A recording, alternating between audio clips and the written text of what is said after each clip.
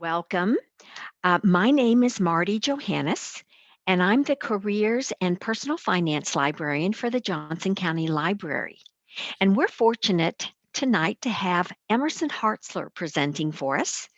But before I turn the program over to Emerson, I want to tell you first a little bit about him and then a little about the work that I've done with him. Emerson has had a distinguished career. He served as the director of the Management Consulting Division for Touche Ross, the vice president of new product development for Retirement Centers of America, and as the executive director of cardiovascular consultants. He holds a bachelor's degree in industrial administration from KU, Rock Chalk, and an MBA with an emphasis in finance from the University of Iowa. When Emerson retired, and I put that in quotes, he pursued a new career as a pro bono personal financial advisor. He assumed the role of Director of Pro Bono Services for Triune Financial Partners for 8 years until 2015. He continues to maintain an independent pro bono financial practice. Since 2007, he has served over 350 individuals and families in the community, doing all of his work on a pro bono basis, in other words, without charge. Much of Emerson's work with clients involves helping them to plan and manage their income and expenses on a monthly basis so that over time they can achieve financial success. Of all his many accomplishments, Emerson is most proud of his 59-year marriage and of his family. He has 2 children, 4 grandchildren, and 4 great-grandchildren. Last year, Emerson approached our former county librarian at a Rotary Club meeting about doing a budgeting program using Mint.com for the Johnson County Library. Emerson's information was forwarded to me, and I followed up with him. I have to say, I was a bit skeptical. Why would a retired business executive want to spend his time providing one-on-one assistance free of charge to help people create and maintain an online budget? So I met with Emerson. This was pre-COVID, so we were able to meet in person, and I agreed to be a guinea pig. In other words, to work with Emerson to set up and maintain my own budget in Mint.com. Now, as the Careers and Personal Finance Librarian, I know about the benefits of having a budget, but until recently, I had not set up a formal budget of my own. And with the help of Emerson, I now have a budget in Mint.com and a clearer picture of how I spend my money and a much better appreciation of what a budget can do for you. It has given me a better sense of control of and peace of mind regarding my current and future finances. I wish that I had done this years ago, and I'm trying to convince my young daughters to set up a budget in Mint.com with Emerson. They're only 19 and 23. They haven't quite figured it all out.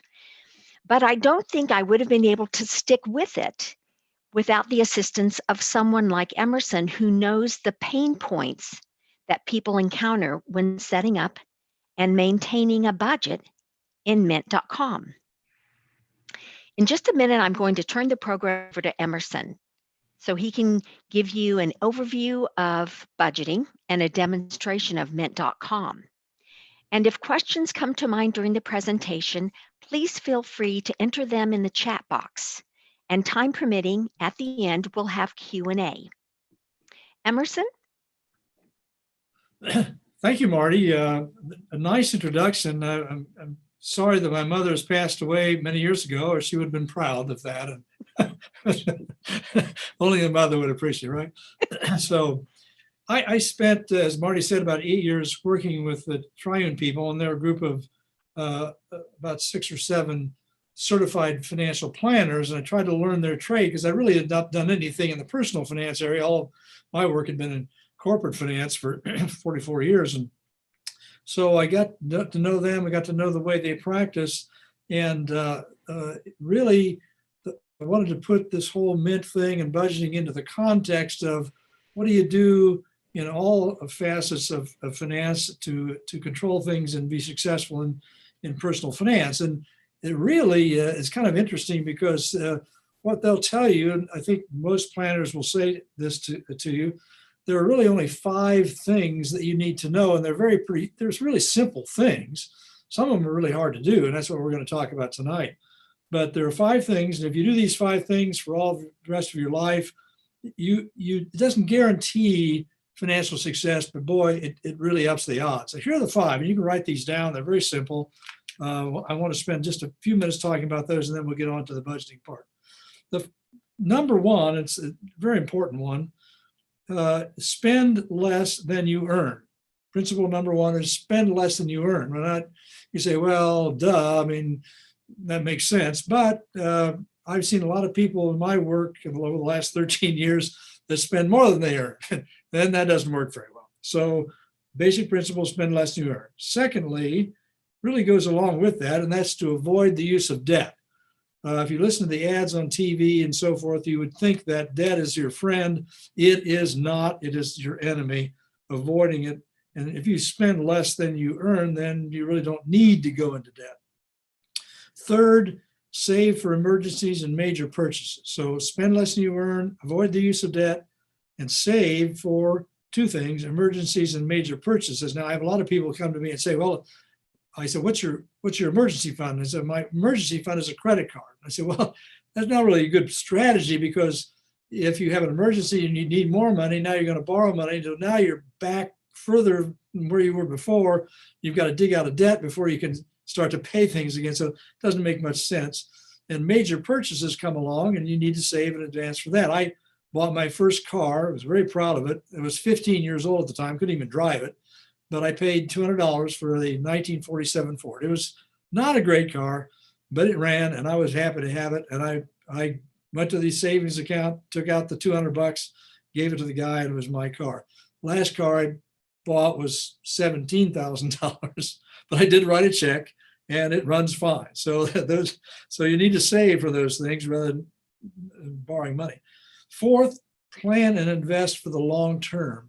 The best financial guidance comes out of the story of the tortoise and the hare, and the tortoise wins the race every time because it's slow and steady. Most people I know of who have financial wealth acquired it over a long period of time, very steadily. And that's why you would do budgeting and why you do planning.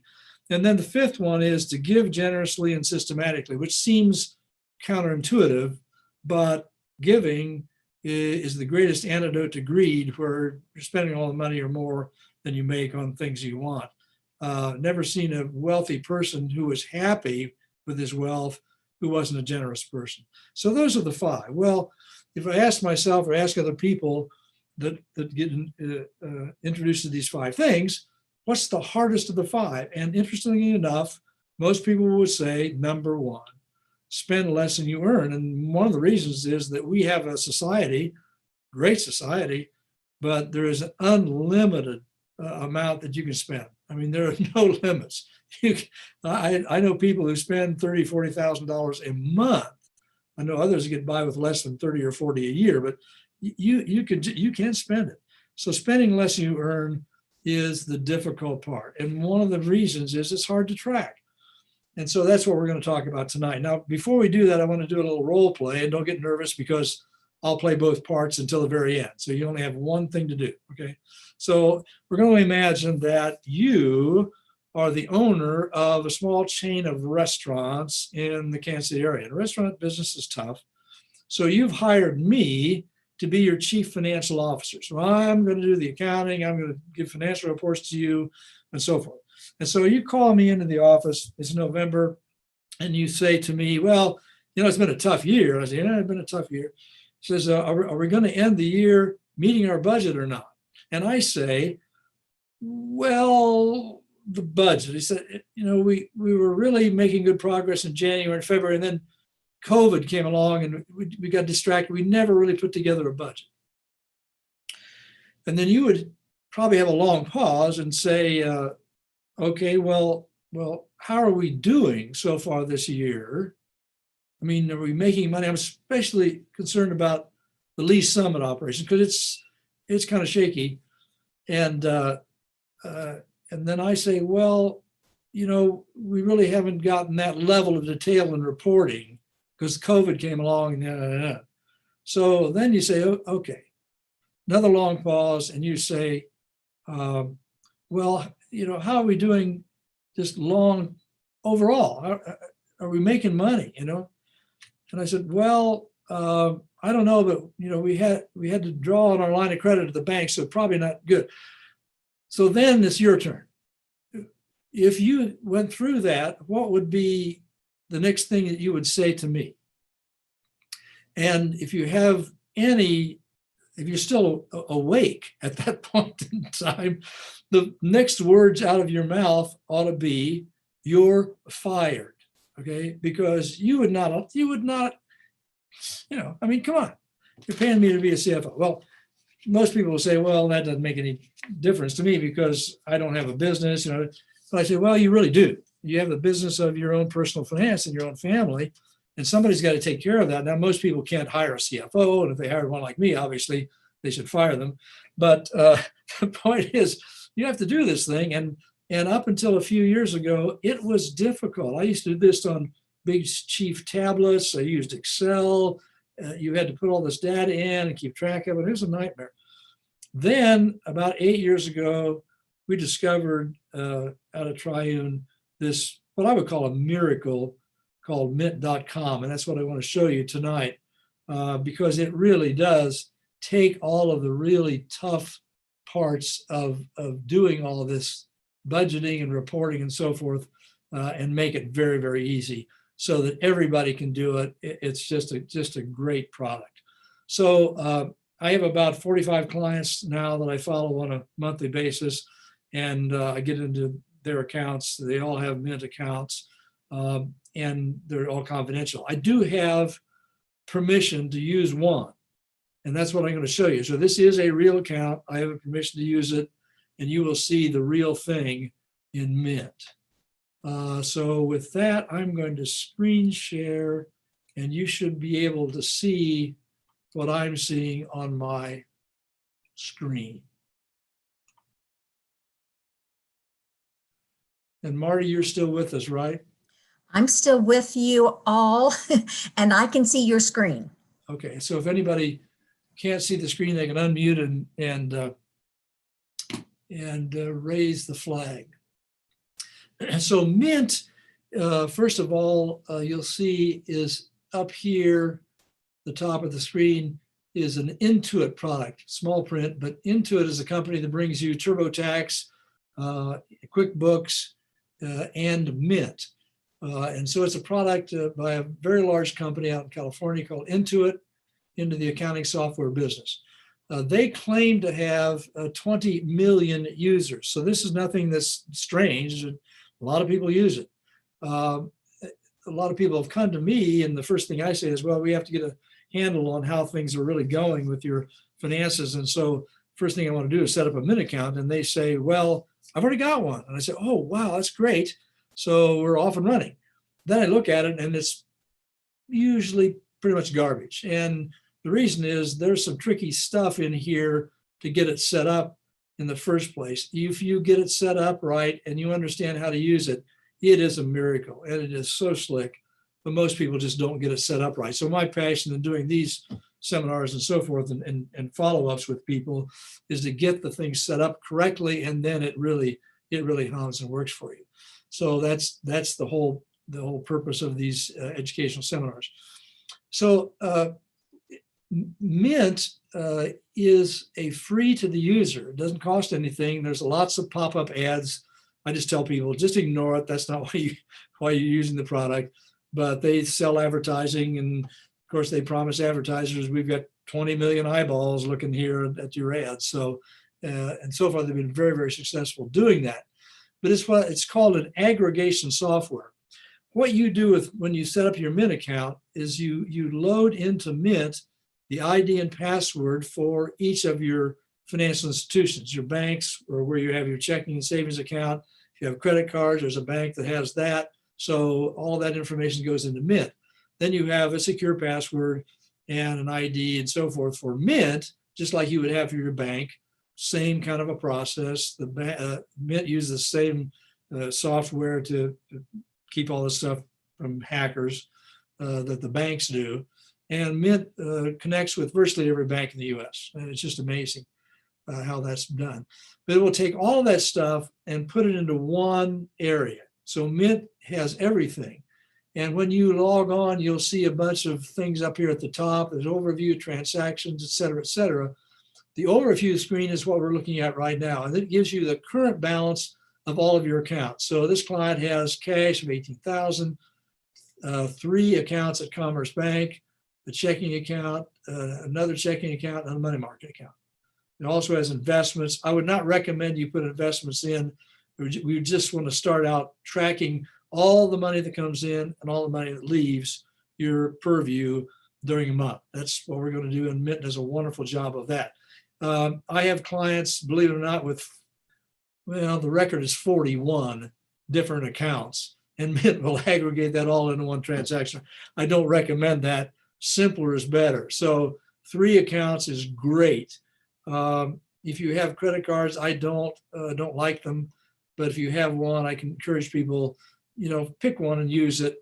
The more things you have, the more complex things are, more difficult. Theoretically, Mint can handle any number, and it does, but fewer is better. And a lot of people keep a lot of different accounts just because they want to keep things in separate places to keep track. Well, Mint's going to do that for you, and I'll show you how that's done. So you could have literally one checking account, a debit card, and call it good, and that would be wonderful. But if you have more, and most people do, then you have to load all that information into Mint. It takes a little bit, no big deal. But once you get it in, where every account where there's money coming in each month and money being spent each month is captured, you'll have every dollar coming in, every dollar going out captured, and Mint does that. And now you have to do something with it. So when I log on, it was 37 minutes ago I did, this account had these balances. If you went to Commerce Bank directly into your electronic checking and savings and so forth, you'd see these same amounts. Now, what it's doing for you, it shows up in the transactions register. And if you click on that, you'll see these same accounts. And then magically on the screen, we see pop-up ads, which you want to get rid of, a transaction register with that same cash balance. Here, it's taken all 3 accounts and it's, excuse me, put them into one register. And to save real estate, there's just a 1-line item here for each one. Excuse me.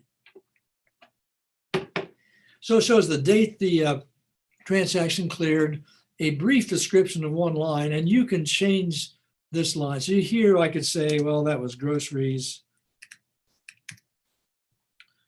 And it keeps then a record that I look at it, I know that was groceries, okay? So you can change things like that. You can wipe it out. Then it has an amount. So on November 11th, Amoco dinged this account for $25.97. And in each case, Mint, in its wisdom, is going to choose a category. That's one of your budget categories. So you'll have some income categories, some expense or spending categories, and Mint's going to look at, and CVS, whoops, that's a pharmacy, so it must be pharmacy, okay? And so it'll select something from its menu of categories. If I click on these arrows, it shows me the entire Mint menu. So there are major categories in alphabetic order: food and dining, gifts, home, pets, shopping, so forth. Within each category, there are subcategories if you want to go that far, and then you can add or edit the category. So you could have 1,000 categories. I would not recommend that. Fewer is better. Usually 3 or 4 income categories are fine. 15 to 20 expense categories are fine. If you choose from this main menu without these on the side, it gets a little simpler, so I recommended that. Although in some cases, and we'll talk about that, you may want to have more detail on this right side. But Mint will choose something. Now it may at first choose a category you don't like, and so you may want to change it. You can set rules, and over time it becomes just automatic. It automatically does it most of the time correctly. So you have that kind of a transaction register. In this case, if we click on the date arrow, it'll switch it from going to today backwards to coming forward. And this person has November 12/28/2011. Every transaction here in this household's life is recorded since 2011. And it's just incredible. So then if you want to know something more about that description, you click on this edit details, and we'll go back and do this a number of times, and it will show you what the bank has. So it's going into the bank, and what's in blue here is in fact what the bank has. It knows it's a debit card purchase for CVS Pharmacy. And then Mint says, well, this is on your Commerce Bank interest checking. That's one of the two checking accounts. So it's molding that in. And then it's assigned pharmacy and the amount. Let's look one here. This one is a debit card purchase, but it's from Commerce Basic Checking. That's the other checking. So you got, here's interest checking and basic checking. So it's putting all these together. And if you had 10 accounts, it would do the same thing for 10 accounts. So that's not, it captures everything. I even after people have used this for a while, they'll come back to me and say, well, now where do I put in this data? And I say, well, that's the beauty of it. You do nothing. You don't, there's no input. You don't put any transactions in, you don't eliminate any they're all there, they're already captured in your bank. This is just pulling them out and putting them all in one place. So there is no data input. Every other system I've ever used, you had to put a lot of data in. It already has it. You just have to get it into the right category in your budget. So that's the magic. This is the work that it does. But this is just data. It's not really information. I mean, interesting. But the real payoff then is to go over here to the budgets module. And here you can see at the very top all different months. So it has summarized data for each of these months, and November is the default. It'll always go back to the current month, and it's summing up things for November. You can go back and click on this year, and it will pull all the data for all the months so far this year and give you totals. You can also do it for last year. You get 12 months there, January, December 2019. So it's just an amazing amount of data that's there. When you click on this, it will show you that so far income has come in for this account, $7,460 so far of $11,408, which is the budgeted amount. And if you look over here and add up these numbers for the various income categories, you'll get this 11,408, I think, right.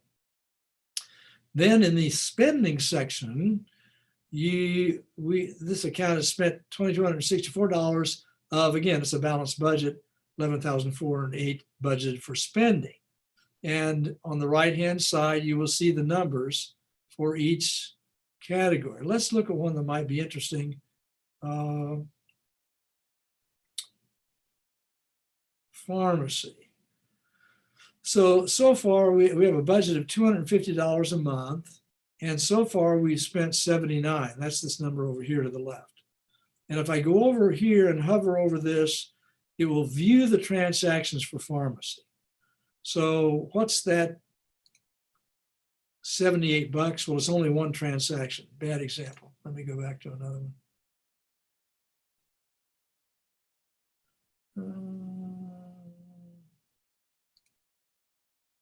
Okay, here were two bills paid to St. Luke's Healthcare that were outpatient expenses. $50 and $90. So when I click on that in the budgets module, it brings me back to the transaction register, but instead of 9 years of data, it just shows me November and the category of outpatient other and the amounts adding up to $140. So we go back and that's where you see $140 out of a budget of 400. So it's adding all of these transactions for the month into whatever category of expense is there. Let's look at October because it's a little bit more instructive. There we can look at something like restaurants. Okay. 4 times we went to restaurants just in October. Here's my category of restaurants adding up to $311.08. That was my wife taking some people out to dinner. That wasn't me. I don't spend money like that. Lame attempt at humor, Marty. Sorry about that. But back to this situation. So I'm laughing, Emerson. thank you. Looking at October again, you'll see that not only is it adding up the amounts for the month in the individual transactions, if there are more than one, it's giving you a thermometer. So halfway through the month, you could look at your Mint account and it'll tell you where you are. So here I underspent, here I overspent, and if it's in the middle of the month, then let's look at one. Restaurants is my favorite. So if in the middle of the month, I'm already here at $312, then it gives me kind of a cue that says, well, maybe since you're already over your budget and it's halfway through the month, maybe you better stop going to restaurants, and you can make that decision. So already you're into a process of managing your money much, much better. So let's take a look at that restaurant thing. That'll be fun. Again, it takes me back to October. Well, we already did that. Let's look at another one.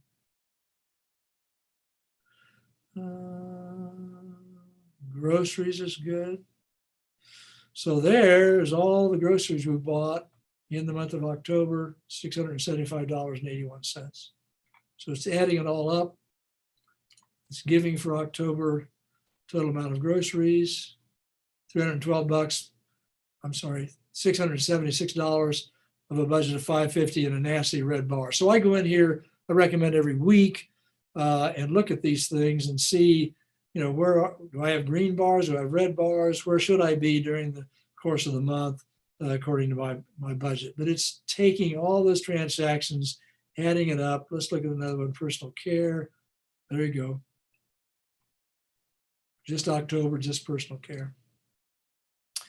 So that's kind of how it works. Now, unfortunately, and I tell people, if you will go into Mint once a week, you will spend less than 5 minutes in maintaining your Mint account, because Mint will always guess when it sees a new transaction from a new vendor what category it might logically belong in. It may or may not be the categories you have chosen for your budget. So we saw that really big menu. I'll show that to you again. But 15 or 20 categories of spending, 3 or 4 of categories of income is probably going to be enough for you in most cases. So you're not going to choose all those, and it's going to miss from time to time. And here's a good example. All these funds have gone in to the right category, but other income, $948, Mint guessed wrong. It didn't match up with any of these categories that are chosen here. So we just click on that. It tells us the 948. Again, it takes it back to November. In this case, we're working. And here's my $948 of income. So what I'll do is I'll bring this down and say, okay, well, I've got multiple income categories, and I happen to know that one in this particular guy's deal is a pension. So I'll click on pension, and now it changes it to pension. If I click on edit details, it gives me a chance to set a rule.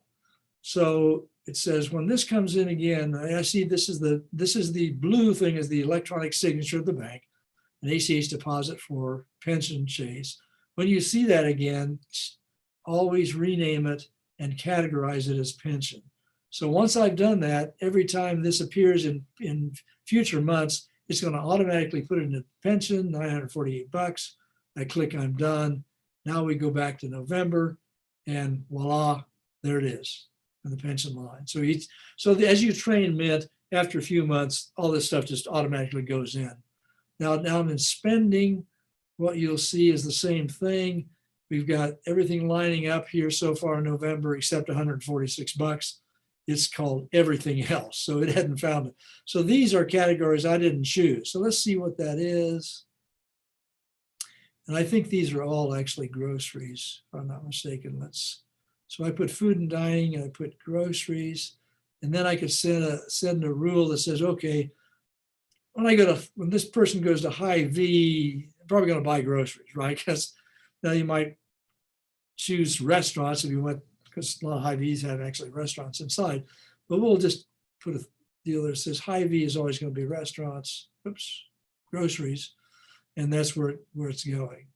So let's go back to November, and now that's gone away. And up here in the groceries, there's your high V, $116. So voila, it's already done it. That's all you need to do. Second one is alcohol and bars. This person doesn't have that category. So that was groceries also. And we could, there's already a rule set there. So that one went away. Now here's the last one, fast food. That's high V.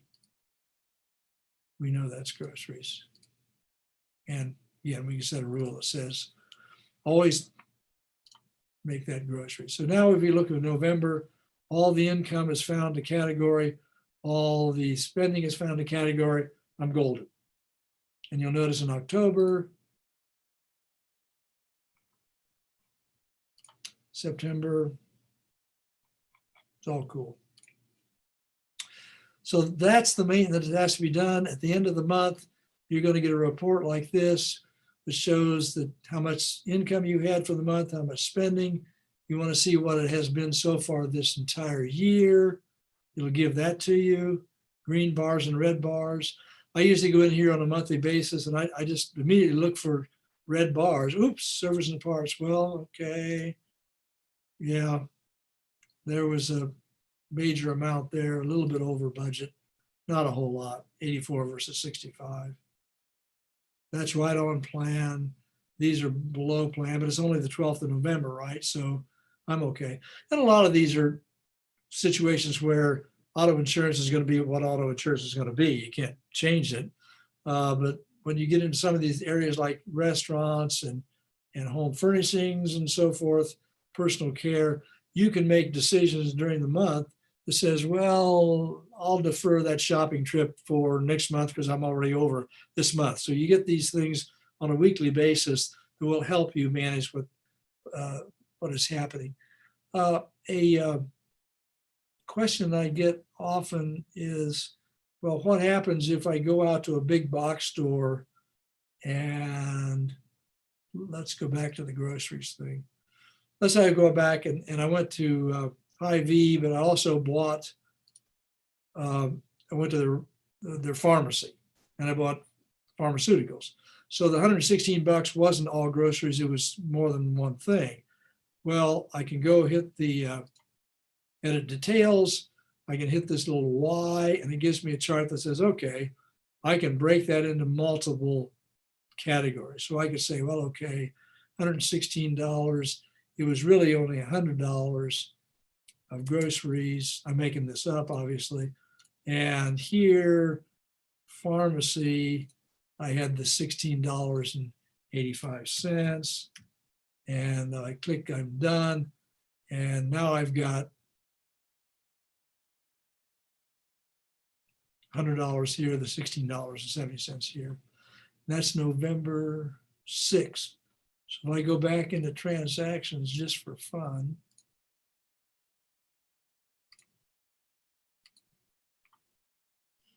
and go down to November 6th. No, it's November 10th, I'm sorry. Now you see pharmacy for $16.85, groceries for $100. So I've taken the $116.85, broken it into two categories, and I've got a Y showing that tells me what I did. So that's the story. It's tremendously powerful. If you set it up right, it's going to capture every dollar that's coming in. It's going to account for every dollar spent. After a couple of months, you see what's happening. You could put together a logical budget and track it from then on.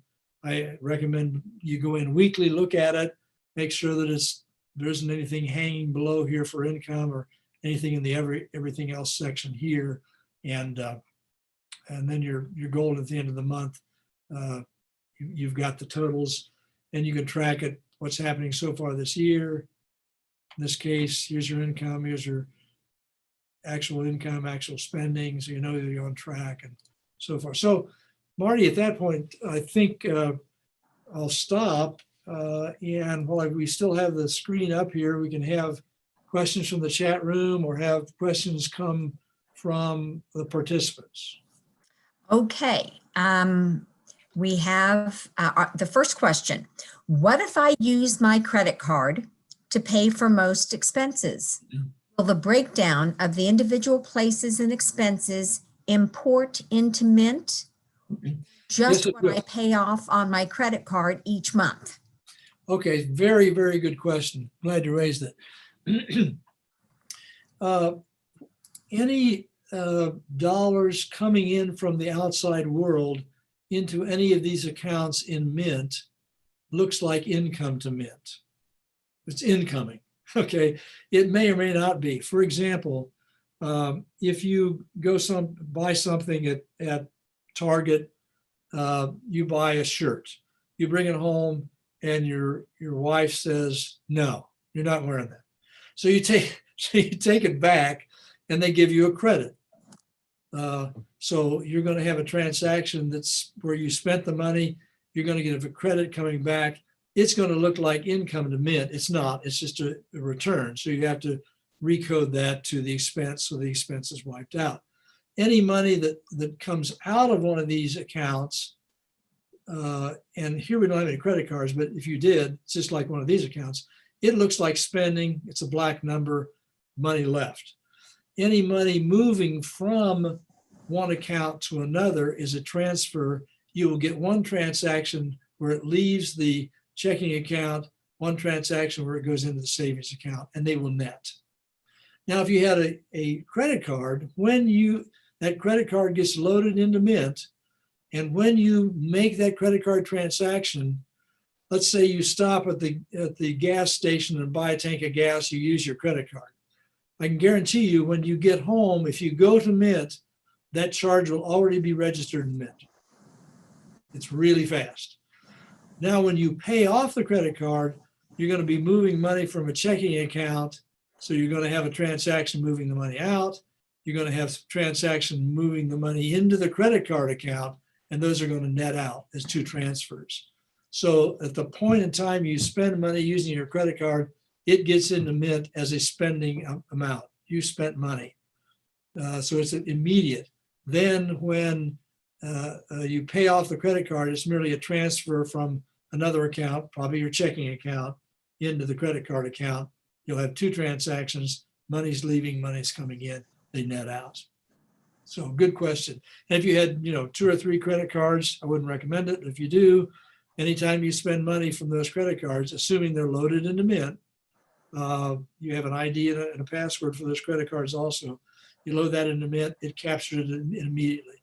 So Mint is a cash basis system, which I think is the only way to account for stuff in a personal finance accounting system. Money in, money out. It's brutal. You really got the money. You really spent the money. When you use a credit card, you spent the money, and it shows up here immediately. But good question. Good question. Okay, our next question is going back to the initial 5 points. Can you repeat points 4 and 5 again? Certainly. Point 4 was to plan and invest for the long term. So that sets you up long term. Don't try to get rich quick. Okay. And set plans up for the very, very long term, because that's what really wins the race. The fifth principle was to give generously and systematically. So that you can always find someone less off than you are, more needy than you are, or a cause that you believe in. And again, in our society, you can always spend more than you make, and there is no limit. It's funny, I live in Lakeview Village, a retirement community, and in most of the units there, I've been there for 7 years, my wife and I, we live in a 2-bedroom, 1,200 square foot apartment, and we don't need any more space, but we moved from 2,600 square feet. Okay. So we just had to get rid of a lot of stuff. And I had a chair in the living room that I may have sat on 2 or 3 times in 10 years. So we accumulate a lot of stuff, and I got all kinds of stories of people moving in and downsizing, and they say, why did we buy this stuff? We should have bought this stuff. So I think giving, forces you to examine what you're doing and how much of what's been given to you are you consuming versus giving somebody less fortunate. So, and it brings joy to people's lives. And I've talked to a lot of people who are wealthy, who've accumulated over a long period of time. The ones that are happy are generous givers. So anyway, just to repeat the 5, 1 is spend less than you earn. 2 is avoid the use of debt. 3 is save for emergencies and major purchases. 4 is plan and invest for the long term. And 5 gives generously and systematically. And really that's it. Now, some of these are hard, hard decisions to make. But the only one that's really difficult to administer from an accounting and reporting standpoint is spending less than you earn and keeping track of it. And Mint just does a tremendous job of doing that. And I was so glad to have this. I said, this is a miracle. So there are other products like that. Most of them charge money, so I don't like that. And Mint has 20 million users, they claim. I don't doubt it. So I don't think Intuit's going to go away, and I think it's going to be here for a while. So that's why I've chosen it to use it with all my clients. Okay, Emerson, our next question is, how do you have an annual expense paid in a certain month show up and not make that month over budget? Well, that's a very good question. What I do is the budget. Let's just look at that. The budget has a monthly amount. And if you have those kinds of situations, here's a good example. This person has a little enterprise going here that's not active this year because of COVID, but the budget there is 0. And so whenever funds come in, it's going to look great, but the budget is 0. So if you have those periodic expenses, these are only monthly budgeted amounts. Now, auto insurance is a good example. A lot of people pay that once a year or twice a year, but it's not a whole lot of money. It could be hundreds of dollars. But if you're doing, a major remodeling project, or you're taking a $10,000 vacation, I don't budget that on a monthly basis. I have a line for it here in Mint, but I don't have a budget for it. I'll put it in there with a 0 budget. So anytime you spend money, it's going to be a red bar. And that month might show a funny thing. Now, if you look at the total for the year, it's going to be off in terms of your budget, but it will show you your total income and your total spending, which is really what you want. The budget is set up so you look at these things on a monthly basis and make some decisions. That's the purpose of it. And in terms of accounting, what you really want to do when you get done with the year, the budget's irrelevant. What you really want to know is how much income did I have and how much spending did I do, and was I true to principle number 1, spend less than you earn. So you set up a category for that major expense for the year in Mint, but you have a 0 budget for it because on a monthly basis, you're not trying to track it. Okay, our next question is, can Mint help when I go to fill out the FAFSA and CSS profile for my college-aged kids? You are talking a language that I have no idea what you're saying. So this is this is my 79th birthday today. Okay. So it's been a long time since I have worried about my kids' college education. They went to KU and K-State, or I'm sorry, Pitt State and K-State. So, so can you repeat the question? Can Mint help when I go to fill out the FAFSA and the CSS profile for my college-aged kids? I'm assuming those forms involve something about what's your income and what's your expense, or at least your income levels. And absolutely, because you can go back. I have an Excel spreadsheet that I use to also keep track of this data. I just pulled totals off at the end of the month. So that gives me a permanent record, but you can go back for like last year and it'll show you totals for the year. So if here are the totals by category for the entire year. So if they're asking for what's your annual income or expenses or whatever, I would imagine it would be income related.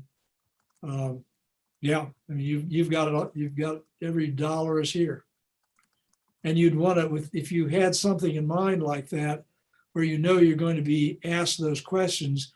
You can set this budget up in such a way that you can put those things together and anticipate it ahead of time. But it will capture every dollar coming in of income, every dollar leaving expense. So I hope that answers the question, but I'm not up to date on those particular forms. And I also pointed out to Gina that we offered this trimester several programs on the FAFSA presented by Jason Anderson, who is an expert on filling out the FAFSA. So that might be also a good question to ask him, although he may not be familiar with the Mint side of it. So yeah. Well, anyway, you can set up the Mint account ahead of time so that it will capture detail of income or expense in the categories that are meaningful for you. And that's really what I try to help people doing is say, this is your account. The categories should be working for you, should give you information that you find actionable. And there you go. So it's very, very flexible. okay. Any other questions? These are all good questions. I'm impressed. Okay. Well, as I mentioned, and as it says in the description, Emerson has generously offered to meet one-on-one with anyone who is interested. And because we're living in a pandemic, it would be one-on-one via Zoom to create your own budget in mint.com. And to do this, there are 1 hour time slots available. In fact, why don't I share a slide with you that gives you all the information about reaching out to Emerson. So he has time slots from Tuesdays through Saturdays, 9 a.m. to 1 p.m. through December 5th, but excluding the Thanksgiving week. He's actually going to take some time off during Thanksgiving, probably because his wife is begging him to. She has some relatives. That's all I can say. So you can email Emerson at the email address provided. Include your name, your email address, and your phone number, and provide 2 or 3 options for time slots that you're available. Time slots sometime between Tuesdays through Saturdays, 9 a to 1 p through December 5th.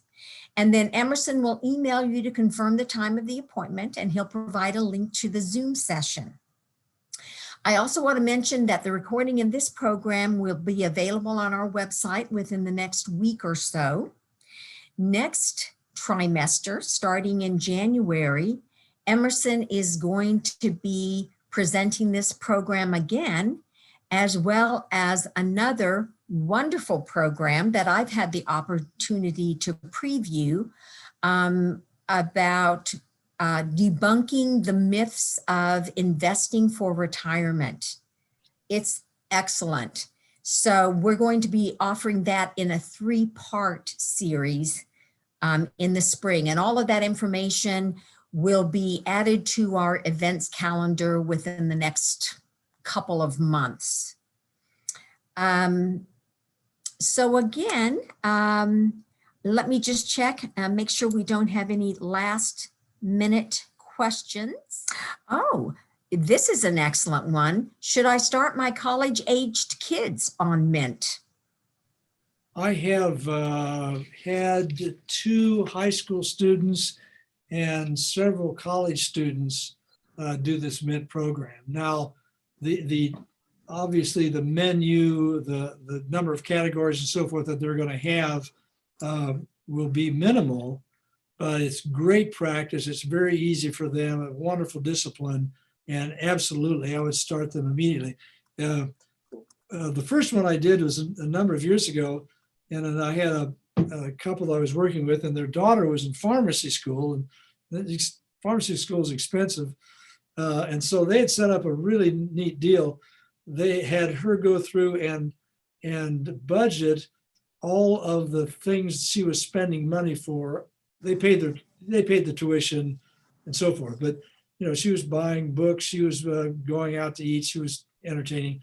So we made up a budget with her of all the things she was going to spend money for. And then she was working part-time. And when we got the budget together, of course, it didn't balance. She was spending more money than she was making. But then we negotiated a stipend so that every month her parents would transfer X dollars into her account as her part of her income. And then she was responsible for spending money. And she used Mint to keep track of the income coming in and where she was spending it. She had like 6 or 8 categories where she was spending. It was very simple, but it was a wonderful discipline. And the parents said, look, we're paying your tuition. We're spending you X dollars a month into your account. Don't call. Okay, don't call.